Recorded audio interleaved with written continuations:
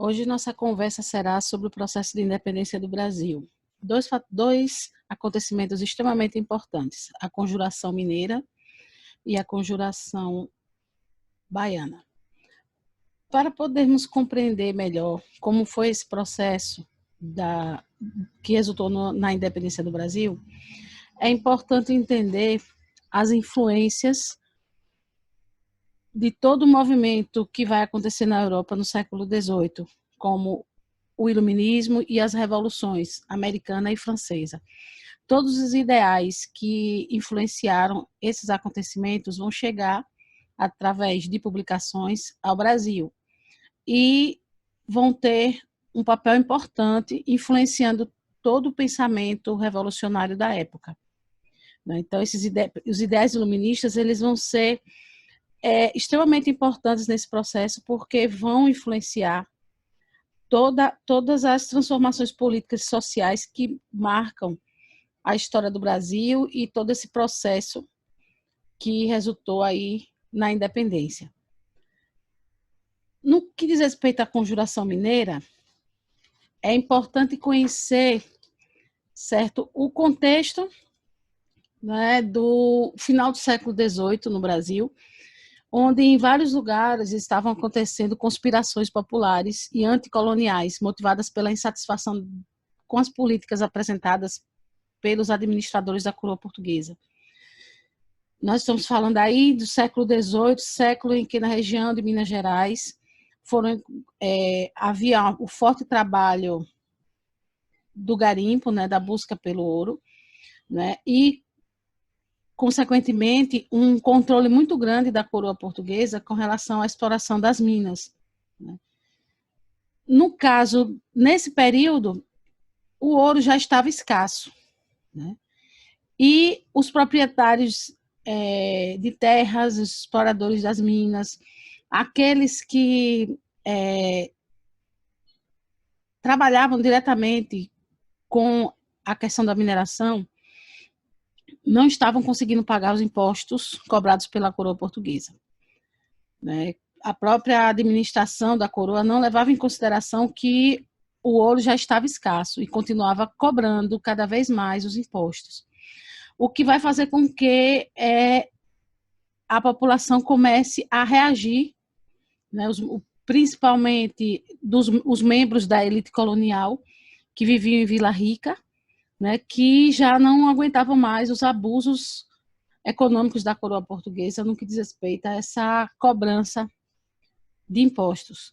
Então, essa crise entre colonos e a coroa portuguesa vai se agravar, chegando a gerar aí uma forte crise, né? Crise que foi fruto do esgotamento das lavras, que vai interferir no atraso dos impostos, né? E esses atrasos não eram bem vistos, assim como a ausência do pagamento, né?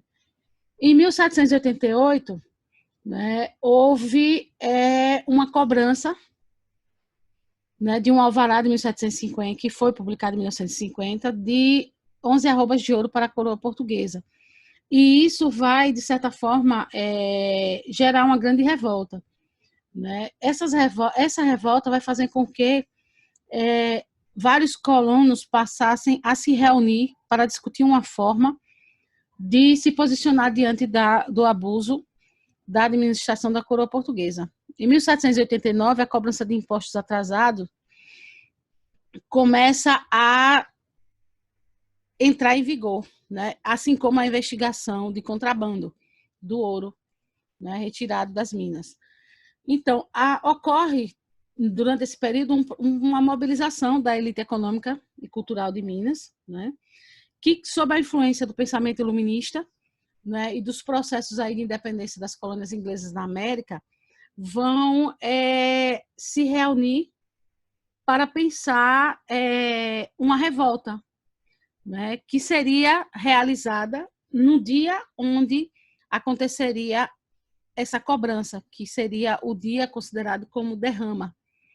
Né? Então, desse grupo de revoltosos estavam pessoas que ocupavam diversos cargos, né? De coronel, como Francisco de Paula Freire de Andrade, Alvarenga Peixoto, que era comerciante, Abreu Vieira, também comerciante, Oliveira Rolim e Toledo de Melo, que eram padres, Cláudio Manuel da Costa e Tomás Antônio Gonzaga, que eram poetas, Joaquim Silvério dos Reis, que era um negociante, e Joaquim da Silva Xavier, conhecido como Tiradentes, que era alferes.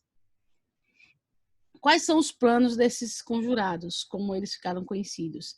Proclamar uma república em Minas Gerais, fundar uma universidade em Vila Rica, desenvolver a manufatura têxtil e a siderurgia, a liberação do distrito diamantino para toda a população mineira e o perdão de todas as dívidas com a Fazenda Real.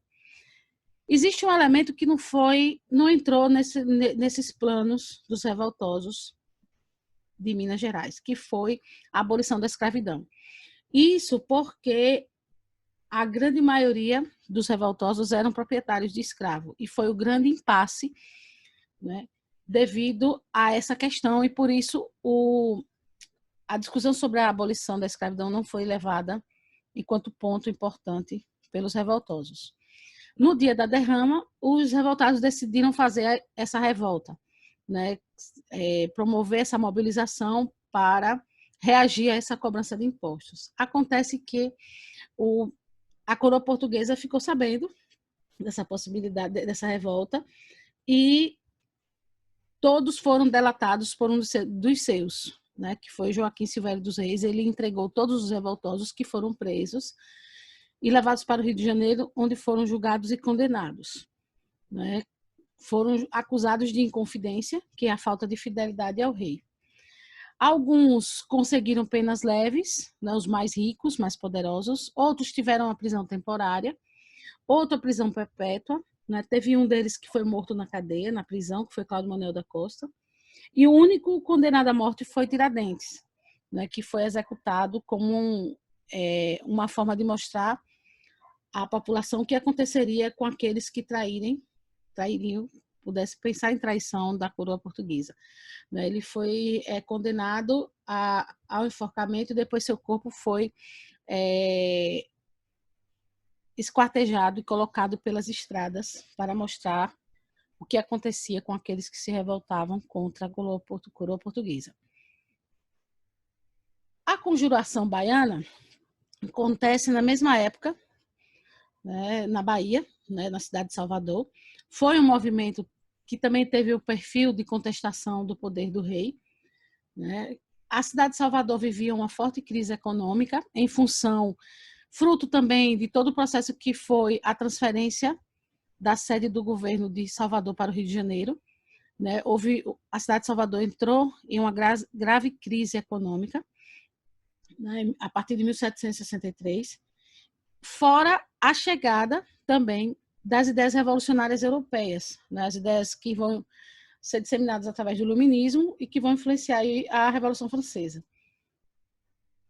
O que vai levar à realização desse movimento revolucionário na Bahia, na cidade de Salvador, vai ser a condição de vida das pessoas que viviam num período de grande carestia, a escassez de alimentos e as péssimas condições de vida, né? Essa conjuração baiana ficou conhecida como Revolta dos Alfaiates, ou também a Revolta dos Búzios, né? Porque os revoltosos utilizavam um búzio como sinal de identificação entre eles, né? Quem foram os participantes da revolta? É importante que vocês percebam as diferenças entre o perfil dos participantes da revolta ocorrida em Minas Gerais, que pertencia a uma elite, né, do local, e em Salvador, que vão ser comerciantes, artesãos, soldados, alfaiates, negros libertos, mulatos e escravos. Em Salvador, essa revolta vai ter um perfil de um caráter popular. Vai ter a liderança dos alfaiates, mas também de outros líderes, né? Aqui nós temos alguns dos principais líderes dessa revolta: Cipriano Barata, que era cirurgião; João de Deus, que era alfaiate; Hermógenes Francisco de Aguiar Pantoja, que era tenente; Francisco Muniz, letrado; outro alfaiate, que foi Manuel Faustino; Luiz Gonzaga das Virgens, soldados; Lucas Dantas, soldados. Alguns deles negros, né? Outros que conseguiram a sua liberdade e desenvolveram um ofício, né? E quais foram as propostas desses revoltosos em Salvador? O fim do domínio português na Bahia, a proclamação da República, a liberdade de comércio, o fim da escravidão e das diferenças raciais. Aqui nós percebemos que esse movimento vai inserir aí o fim da escravidão, diferente do que aconteceu em Minas Gerais. A revolta foi marcada para o dia 12 de agosto de 1798, na cidade de Salvador, que amanheceu cheia de cartazes, convocando a população à revolução. Da mesma forma que aconteceu em Minas, vai acontecer em Salvador. Um dos revoltosos vai ser preso e vai delatar todos os que estavam envolvidos no processo. E assim como aconteceu em Minas Gerais, alguns conseguiram penas mais leves, porque tinham condições financeiras para isso. Outros serviram como exemplo. Então, Lucas Dantas, Manuel Faustino, Luiz Gonzaga e João de Deus foram os 4 que foram condenados ao enforcamento na Praça da Piedade. E aconteceu da mesma forma que aconteceu com Tiradentes. Seus corpos foram esquartejados e espalhados pelas estradas para alertar a população do que acontecia com quem se revoltava e traía a coroa portuguesa. Então, é importante entender essas diferenças entre a Conjuração Mineira, que vai ter um perfil mais de elite, certo? E que em nenhum momento levou em consideração, dentro da sua proposta, a luta pelo fim da escravidão, diferente do que vai acontecer em Salvador, que a revolta vai ter um caráter popular, a participação de negros libertos, certo? E uma revolta que vai levar em consideração o fim da escravidão. Isso são 2 pontos, são pontos importantes para compreender esse momento, porque o Brasil estava vivendo um momento de grandes mobilizações populares contra esses abusos, né, e contra a situação em que essas regiões estavam vivendo. Então, qualquer dúvida, qualquer questionamento, vocês entram em contato e até a nossa próxima conversa sobre a história.